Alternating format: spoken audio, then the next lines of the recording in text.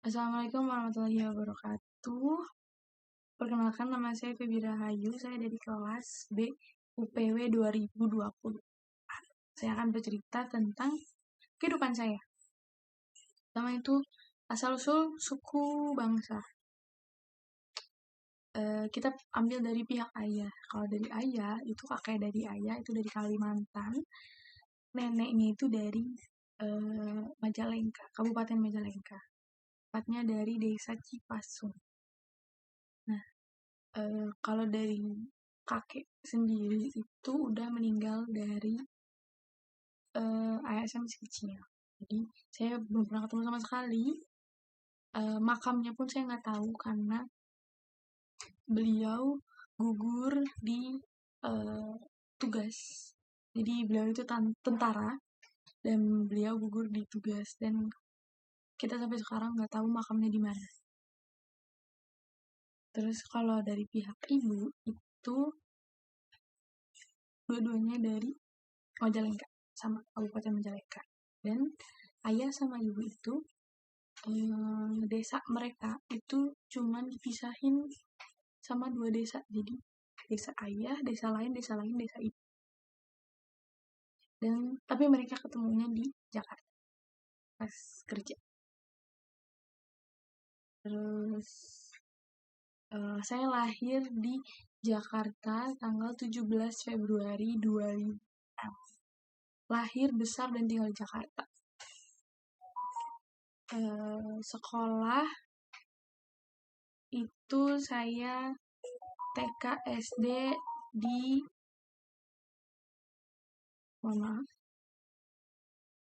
saya TK SD di RA dan MI Al-Falahiyah di Kebalen, di Blok S. Untuk kehidupan TK dan SD itu cukup berprestasi ya. Ya, kalau ranking dulu kan masih ada ranking ya. Ranking itu 5 besar lah. Nggak pernah turun gitu. Terus lomba-lomba juga aktif.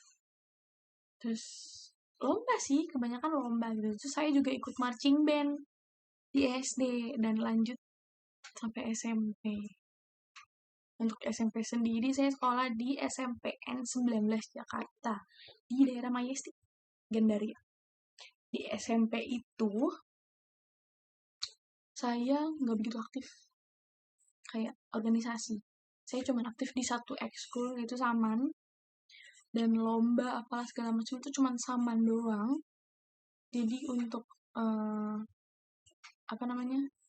relasi itu saya lebih ke lewat pertemanan aja. Pertemanan dari kelas ini, kelas ini. Saya cukup banyak ya untuk teman di SMP.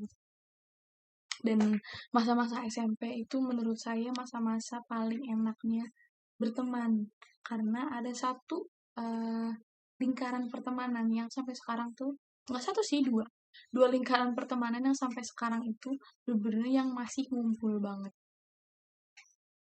Dan ngumpulnya tuh cuman kayak setahun sekali, setahun 2 kali, karena 2 dari 6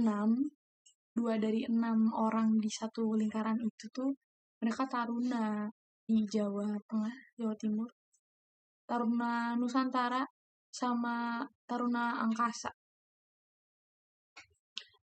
Jadi ketemunya juga jarang, tapi sekalinya ketemu tuh seru banget. Terus untuk SMA sendiri,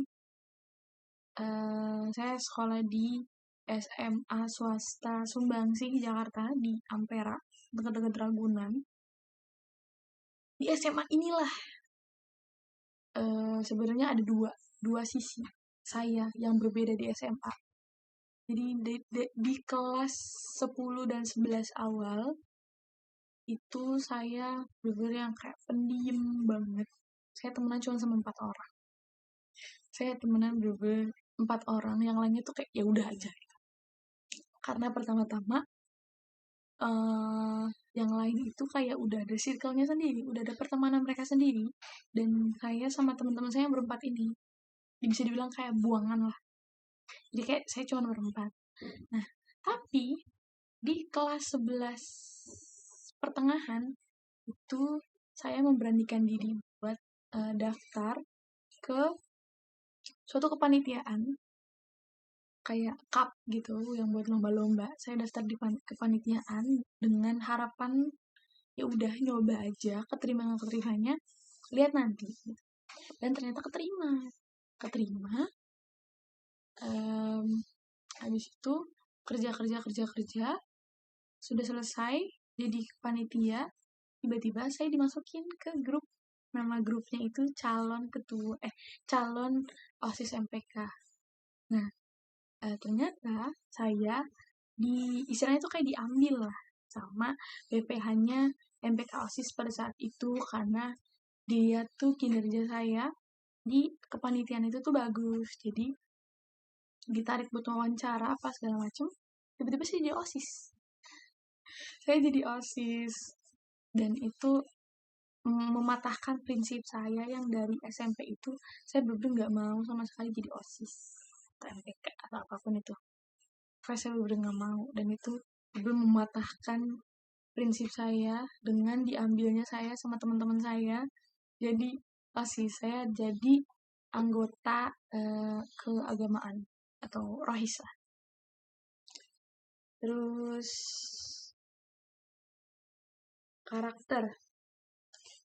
karakter yang dominan. Sebentar, saya mikir. Sebenarnya untuk karakter saya kurang tahu karakter saya itu seperti apa, tapi saya itu tipe orang yang menyesuaikan karakter sesuai dengan siapa saya berada. Jadi misalkan saya lagi kumpul sama teman-teman kuliah, karakter saya begini. Kalau saya lagi kumpul sama teman-teman SMP, saya begini gitu. Dan untuk karakter yang lebih dominan itu sebenarnya karakter pada saat saya kumpul sama teman-temannya almarhum abang sepupu saya yang sekarang tuh jadi teman-teman saya. Jadi saya dekat sama mereka itu setelah almarhum abang sepupu saya yang paling dekat banget sama saya yang udah saya anggap abang sendiri itu meninggal tahun ini di bulan meninggal di bulan Juni. Habis itu saya deket sama teman-temannya almarhum. Nah, untuk sekarang ini teman-teman yang saya percaya banget dan saya merasa saya aman banget deket mereka ya mereka ini gitu. Ada berenam gak ya? Ya betul berenam ini yang juga saya mintain tolong pada saat saya sama ayah saya kecelakaan tuh mereka gitu dan mereka juga gercep buat nolongin yang bawa saya ke rumah sakit, yang bawa ayah saya ke rumah sakit tuh mereka. Jadi saya bersyukur sekali. Tapi sebenarnya gimana gitu ya, karena kalau abang saya nggak meninggal, saya nggak kenal mereka gitu. Jadi ada rasa-rasa kayak bersyukur, tapi ya itu. Dan menurut saya karakter saya paling dominan ya saat temenan sama mereka gitu, karena saat sama mereka deh, karena pada saat saya sama mereka itu saya bisa bebas untuk mengekspresikan apa aja. Terus mungkin kalau kata mereka saya itu orangnya nggak bisa diem, orangnya demen banget ngomong. Terus apa lagi ya, saya tuh pokoknya rada apa ya, dari segi umur tuh saya yang paling muda kan, tapi dari segi pemikiran sama tingkah laku tuh saya tidak mencerminkan itu gitu. Bahkan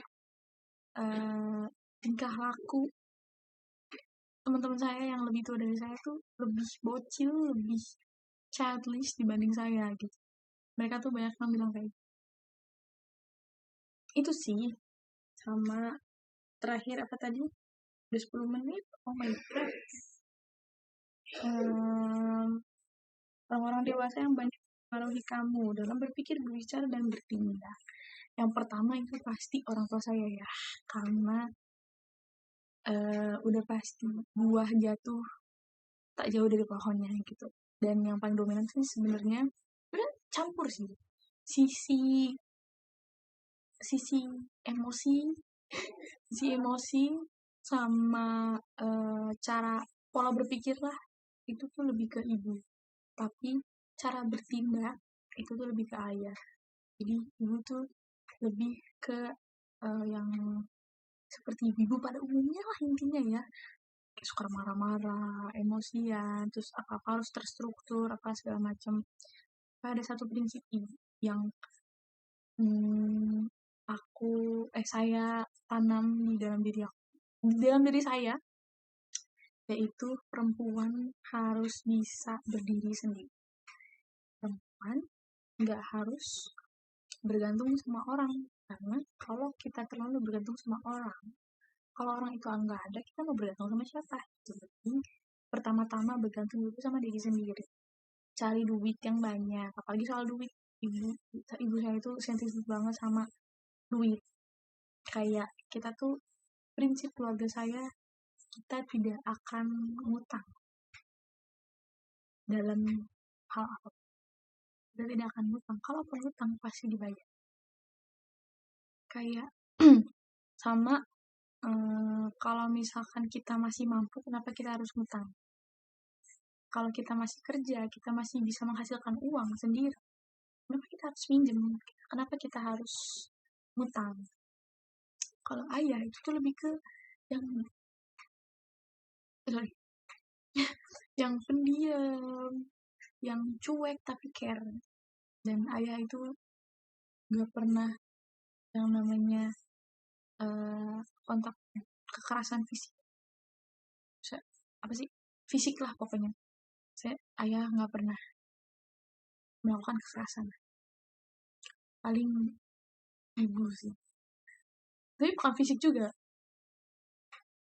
Mulutnya. Oke. Sama, yang kedua itu yang tadi saya sempat mention, yaitu teman-teman abang saya yang sekarang jadi teman-teman saya. Mereka, menurut saya karena mereka umurnya lebih tua 2-3 tahun di atas saya ya, jadi bisalah disebutnya orang dewasa ya. Jadi mereka juga termasuk ke dalam orang-orang dewasa yang banyak mempengaruhi saya, karena saya belajar banyak banget dari mereka, dari cerita-cerita mereka, pengalaman-pengalaman mereka yang bikin saya tuh kayak nyadar dunia tuh gak cuman berhenti di saya aja, dunia tuh luas. Dan itu aja sih ya cerita dari saya. Kurang lebihnya saya mohon maaf. Wassalamualaikum warahmatullahi wabarakatuh. Terima kasih banyak.